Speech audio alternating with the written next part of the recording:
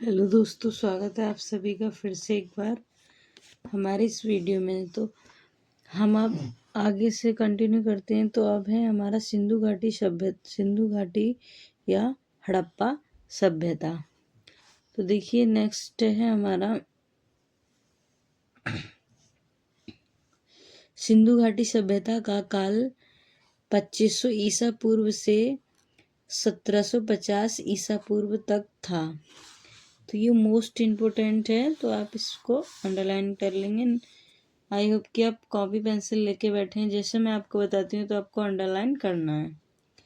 Next है हमारा हड़प्पा टीलों का सर्वप्रथम उल्लेख 1826 ईसा पूर्व में चार्ल्स मैसन द्वारा किया गया। हड़प्पा सभ्यता को कांस्य युगीन सभ्यता भी कहा जाता है। देखिए ये मोस्ट इम्पोर्टेंट है कि हड़प्पा संस्कृत को कांस्य युगीन सभ्यता भी कहते हैं। इन लोगों को तांबे में टीन मिलाकर कांस्य बनाने की विधि आती थी। वेरी वेरी इम्पोर्टेंट है ये, तो आप इसको टिक कर लेंगे। नेक्स्ट है हमारा सिंधु घाटी सभ्यता की खोज राय बहादुर दयाराम साहनी ने की थी। तो किसने की है सिंधु घाटी सभ्यता की खोज किसने की है? राय बहादुर दयाराम साहनी ने इसकी खोज की है। तो ये मोस्ट वेरी इंपॉर्टेंट हो जाएगा। नेक्स्ट है हमारा इस सभ्यता के मुख्य निवासी द्रविड़ वे भूमध्य सागरीय थे। यह एक नागरीय सभ्यता थी। देखिए ये पूरा का पूरा इम्पोर्टेंट हो जाएगा। जैसे कि देखिए इस सभ्यता के मुख्य निवासी द्रविड़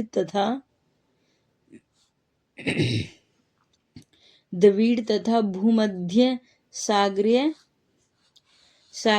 थे। यह एक कैसी सभ्यता थी? यह हमारी नागरिकीय सभ्यता थी। नेक्स्ट है हमारा सिंधु सभ्यता का बंदरगाह लोथल को माना जाता है। एकमात्र यही था जो सिंधु सभ्यता में जो लोथल था, जिससे कि व्यापार किया जाता था। तो लोथल हमारा हो जाएगा। ये बहुत ज़्यादा इम्पोर्टेंट है। तो सिंधु सभ्यता की लिपि भावात्मक लिपि थी। यह लिपि दाएं से बाएं लिखी जाती थी।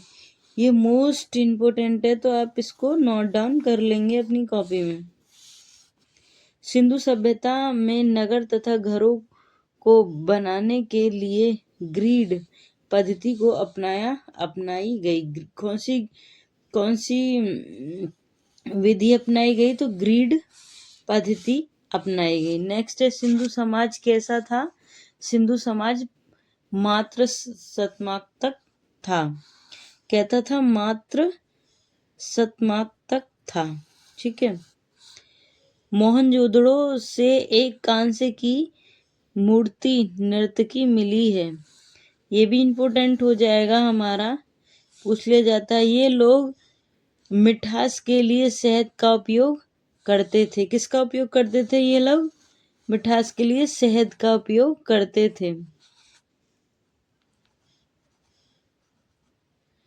नेक्स्ट हो जाएगा हमारा सैधवावासी दशमलव प्रणाली पर आधारित बाटों का उपयोग करते थे। लोथल में मिट्टी के निर्मित घोड़े की प्रतिमा प्राप्त हुई है। ये मोस्ट इम्पोर्टेंट हो जाएगा। लोथल में मिट्टी से निर्मित घोड़े की प्रतिमा प्राप्त हुई है।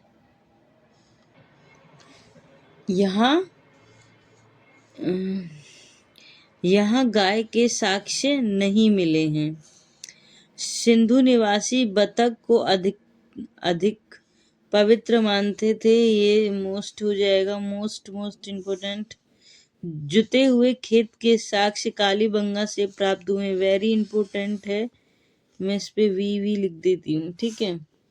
नेक्स्ट है नक्शा सिदार ईंटों के उपयोग से साक्ष्य में भी कालीबंगा से प्राप्त हुए हैं। जो ईंटों के ऊपर जो नक्शे बने हुए हैं, नक्शेदार ईंटों का प्रयोग के साक्ष्य भी कालीबंगा से प्राप्त हुए हैं। तो ये भी मोस्ट। अब है हमारा सिंधु सभ्यता के प्रमुख स्थल। तो देखिए हड़प्पा जो है वो पाकिस्तान में है, रावी नदी के किनारे है। मोहनजोदड़ो पाकिस्तान में सिंधु नदी के किनारे है। अचंदोड़ो पाकिस्तान में सिंधु नदी के किनारे है। कालीबंगा राजस्थान में घग्गर नदी के किनारे। लोथल जो कि हमारा गुजरात में है, भोगवा नदी के किनारे है। रोपड़ हमारा पंजाब में है, सतलज नदी के किनारे है। और आलमगीरपुर मेरठ में हिंडन नदी के किनारे। रंगपुर गुजरात में सुख बहादुर नदी के किनारे है। धौलावीरा गुजरात में मनहर में है के किनारे है। बनावली हरियाणा में रसोई नदी के किनारे है। नेक्स्ट हो जाएगा हमारा सुतकांगेडोर पाकिस्तान में दसक नदी के किनारे है। कहाँ पर है हमारा ये? दसक नदी के किनारे है। तो ये मोस्ट इम्पोर्टेंट है, आप इसको एक बार देख लेंगे 1 से 2 बार तो आपको ये याद हो जाएगा। मोहनजोदाड़ो से प्राप्त सबसे बड़ी इमारत कौन सी है? तो वह है हमारी विशाल अन्नाग्रह है। तो इसको आप इम्पोर्टेंट टिक कर लेंगे। इनकी मुख्य फसल गेहूं और जौ थी और ये सूती एवं ऊनी वस्त्रों का प्रयोग करते थे। ये भी इम्पोर्टेंट हो जाएगा। जिसको मैं अंडरलाइन करूँ समझिए कि वह बहुत ज़्यादा इम्पोर्टेंट है। अग्निकुंड लोथल तथा कालीबंगा से प्राप्त हुए हैं। अग्निकुंड लोथल तथा कालीबंगा से प्राप्त हुए हैं। कालीबंगा का अर्थ है काली चूड़ियाँ। ये भी पूछ लिया जाता है तो ये हमारा इम्पोर्टेंट हो जाएगा। मन के बनाने के कारखाने लोथल तथा चंदहोड़ो से प्राप्त हुए हैं। ये भी इम्पोर्टेंट है। चावल के साक्ष्य लोथल से प्राप्त हुए हैं। जो हमारे चावल हैं उसके साक्ष्य कहाँ से प्राप्त हुए हैं? वो हमें लोथल से प्राप्त हुए हैं। तो वेरी इंपॉर्टेंट हो जाएगा। हड़प्पा की मोहरों पर एक सींग वाले पशु का चित्र मिलता है। किसका मिलता है? एक सींग वाले पशु का चित्र मिलता है। ये मोहरें स्टेलाइट धातु से बनी होती। स्टेलाइट, ये मोहरें किससे बनी होती हैं? स्टेलाइट धातु से बनी हुई थी। सिंधु सभ्यता के लोग मात्र देवी की पूजा करते थे। किसकी पूजा? क्वेश्चन देखिए आपसे ऐसे पूछ लिया जाएगा, सिंधु सभ्यता के लोग किस देवी देवता की पूजा करते थे? तो एक तो ऑप्शन ये भी दे देगा और 3 ऑप्शन आपको अलग से दे देगा। तो किसकी पूजा करते थे? मात्र देवी की पूजा करते थे। पशुओं में किसको पूजते थे? कुबड़ वाले सांड की पूजा करते थे। ये लोग सूती तथा ऊनी वस्त्रों का उपयोग करते थे तथा मनोरंजन के लिए ये लोग मछली पकड़ना, शिकार करना, पशु पक्षियों को आपस में लड़वाना तथा पास खेलने का प्रयोग करते थे। पासा खेलने का प्रयोग करते थे। तो ये हमारा इम्पोर्टेंट हो जाएगा। तो इसको आप टिक कर लेंगे।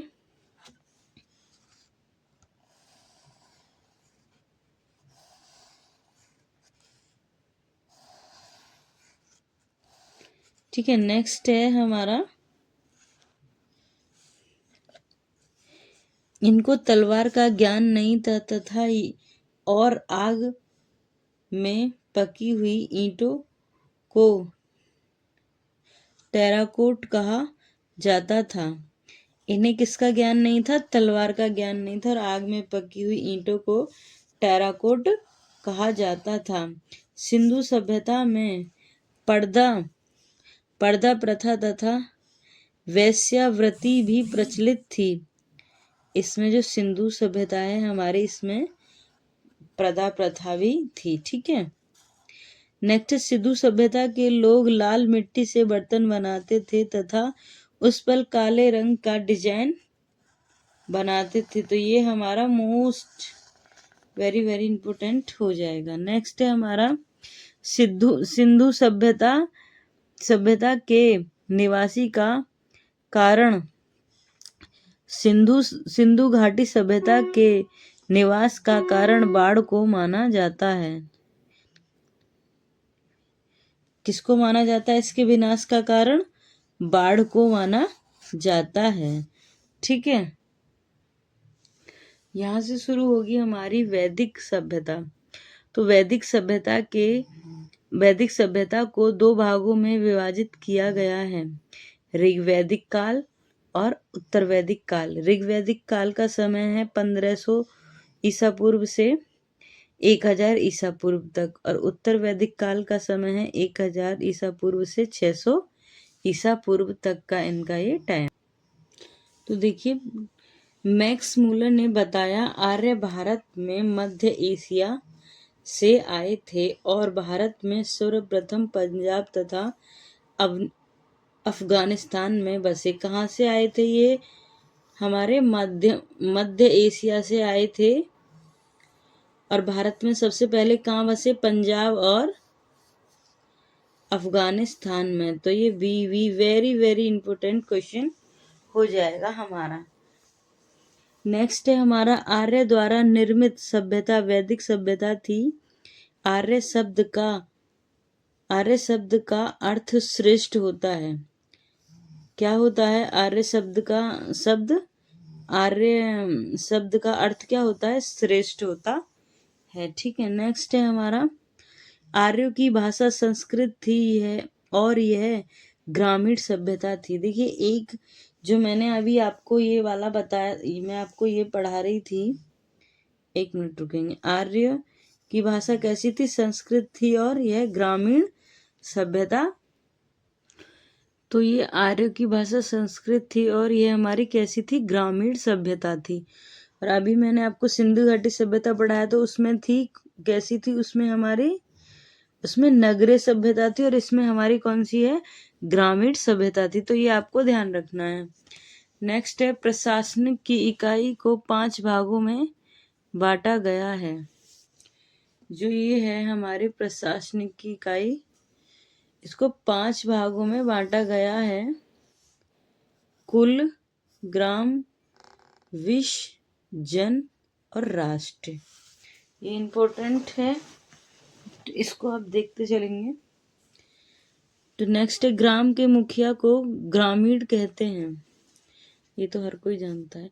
विश्व का प्रधान विस्पति कहलाता था तथा जन के शासन को राजन कहते थे। ये इम्पोर्टेंट हो जाएगा। सभा एवं समिति राजा को सलाह देने वाले संस्था थी जो कि हमारे जैसे सभा और समिति राज्य को सलाह देने वाली संस्था थी। स्त्री दोनों में भाग ले सकती थी। ये मोस्ट इम्पोर्टेंट, जो स्त्रियां थी जो वो दोनों में भाग ले सकती थी। युद्ध के लिए गविष्ट शब्द का उपयोग किया गया है। युद्ध के लिए इसमें किस शब्द का प्रयोग किया गया है? गविष्ट, जिसका अर्थ है गायों की खोज। इसका अर्थ क्या है? गायों की खोज। वाजपति गोचर भूमि का अधिकारी होता था। उग्र अपराधियों को पकड़ने का कार्य करता था। जो वाजपति गोचर भूमि का अधिकारी होता था, जो उग्र अपराधियों को पकड़ने का कार्य करता था।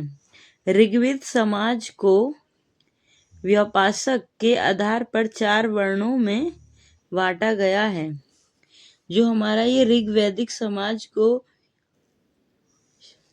व्यवास के आधार पर 4 वर्णों में बांटा गया है। तो ये इम्पोर्टेंट हो जाएगा। आप इसको टिक करते चलेंगे और अपनी कॉपी में नोट डाउन करते चलेंगे। ब्राह्मण, क्षत्रिय, वैश्य और शूद्र। कौन सा है? ब्राह्मण, क्षत्रिय, वैश्य और शूद्र, ये मोस्ट है। आर्यों का समाज कैसा था? पित्रात्मक था। और जो सिंधु घाटी में मैंने समझाया था सिंधु समाज कैसा था, वह था हमारा मात्रात्मक, और ये है हमारा पित्रात्मक। पित्रात्मक समाज था। समाज की सबसे छोटी इकाई परिवार या कुल थी, जिसका मुखिया पिता होता था और उसे कुलप कहा जाता है। जैसे कि इसमें अभी हमें बताया है कि पित्रात्मक था समाज का सबसे बड़ा छोटी इकाई परिवार या कुल थी, जिसका मुखिया पिता, जैसे यहाँ पे जिसका मुखिया पिता है तो वहां पे उस सबकी मुखिया कौन थी? माता थी। बस इतना डिफरेंट है। स्त्रियां इस काल में अपने पति के साथ यज्ञ कार्य में भाग लेती थीं। ये मोस्ट हो जाएगा, ठीक है। बाल विवाह तथा प्रदा प्रथा का प्रचलन नहीं था। उसमें देखिए, उसमें उसमें था प्रदा, बाल विवाह का तो नहीं। इसमें जैसे दिया है हमें प्रदा प्रथा का प्रचलन नहीं था और उसमें था, ये हमें देखना है। और ये हमारा इम्पोर्टेंट हो जाएगा। विधवा अपने मृत पति को छोटे भाई से विवाह कर सकती थी। इसमें क्या थी कि जो औरतें विधवा हो जाती थी, जिसे पति के छोटे भाई से उनको विवाह कर दिया जाता था, इसमें ये वाली प्रथा थी। जीवन भर अविवाहित रहने वाली महिलाओं को अमाजू कहा जाता था। जो जीवन भर जैसे अविवाहित रहने वाली महिलाओं को क्या कहा जाता था? अमाजू कहा जाता था। आर्यों का प्रिय पेय पदार्थ सोमरस था। यह वनस्पतियों से बनाया जाता था। जो आर्य थे हमारा, उनका प्रिय पदार्थ क्या था? सोमरस था, जो कि वनस्पतियों से बनाया जाता था। ये मोस्ट इम्पोर्टेंट हो जाएगा, आप इसको नोट डाउन करेंगे। उपनिषदों की संख्या कितनी मानी जाती है? तो उपनिषद जो होते हैं हमारे 108 होते हैं। आर्यों का मुख्य व्यवसाय पशुपालन और कृषि था। ये वेरी वेरी इंपॉर्टेंट हो जाएगा, ये वाला क्वेश्चन, ये पूछा भी गया है। आर्यों का मुख्य व्यवसाय क्या था, ऐसे करके पूछा गया है, ठीक है। तो पशुपालन और कृषि था। तंबाकू का ज्ञान वैदिक काल के लोगों को नहीं था। जो ये तंबाकू था, इसमें इस वैदिक काल में लोगों को तंबाकू का ज्ञान नहीं था।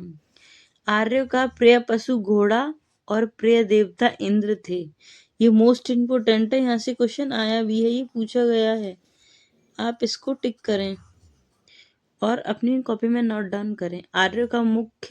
आर्यों का प्रिय पशु कौन था? घोड़ा था। और इनके प्रिय देवता कौन थे? इंद्र थे। कौन थे? इंद्र थे। ऊनी कपड़ों को सामूल्य तथा पेशश कढ़े हुए कपड़ों को कहते थे।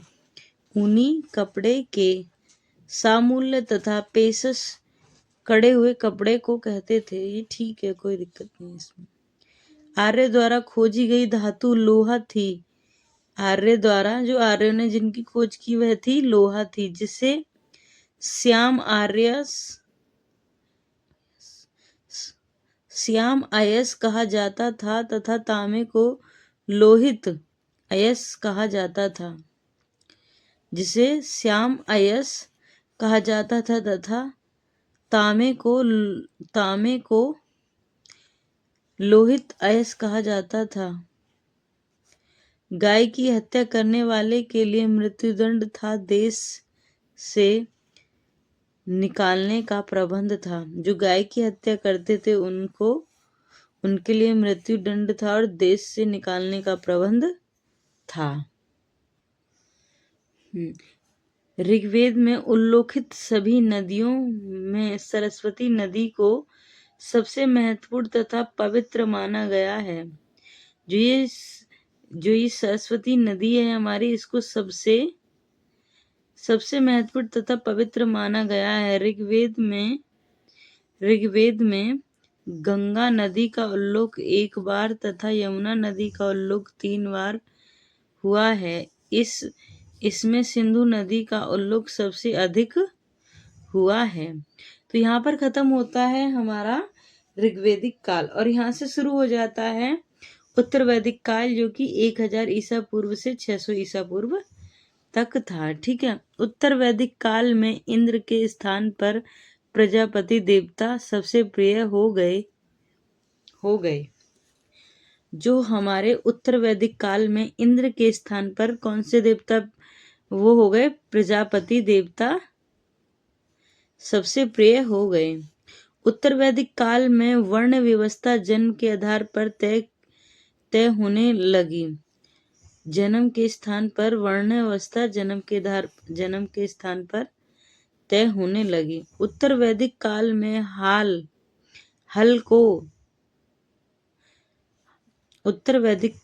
हल को शिरा तथा हल रेखा को सीता कहते थे। ये भी इम्पोर्टेंट है हमारा। नेक्स्ट है, देखिए, सत्य में विजयते मुंडकोपनिषद से लिया गया है। ये क्वेश्चन आ चुका है, वेरी इंपॉर्टेंट है। उत्तर वैदिक काल में कौशाम्बी नगर में पहली बार पक्की ईंटों का प्रयोग किया गया था। महाकाव्य 2 हैं, महाभारत और रामायण, जबकि संस्कृत में 8 महाकाव्य हैं। महाकाव्य 2 हैं, पहला है हमारा महाभारत और दूसरा है हमारा रामायण। संस्कृत में 8 महाकाव्य हैं। महाभारत का पुराना नाम जय संहिता है। महाभारत विश्व का सबसे बड़ा महाकाव्य है। जो ये महाभारत का जो पुराना नाम ये पूछ लिया जाता है, मोस्ट इम्पोर्टेंट है। जय संहिता है। महाभारत विश्व का सबसे बड़ा महाकाव्य है। गोत्र नामक संस्था का जन्म भी उत्तर वैदिक काल में हुआ है। कौन से काल में हुआ है? उत्तर वैदिक काल में हुआ है। प्रमुख दर्शन एवं उनके प्रतीक।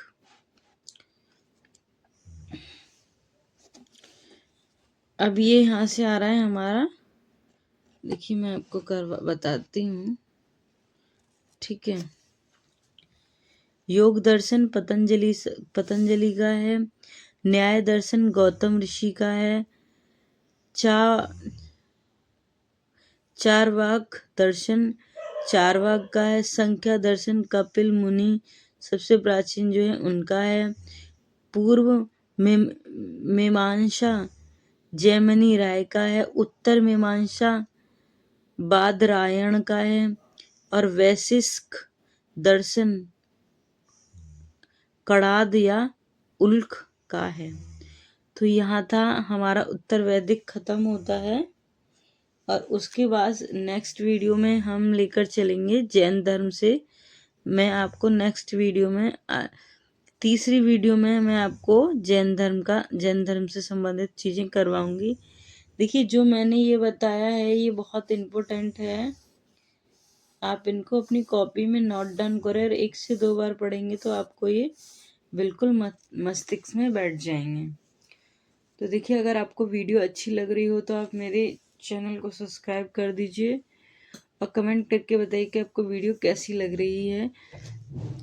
अगर आप 1 से 2 बार पढ़ेंगे तो आपके इसमें से प्रश्न बनना तय है। तो थैंक यू सो मच। मेरी वीडियो को लाइक शेयर सब्सक्राइब करें और अपना सपोर्ट करें और कमेंट करके बताएं कि आपको क्लास कैसी लगी है।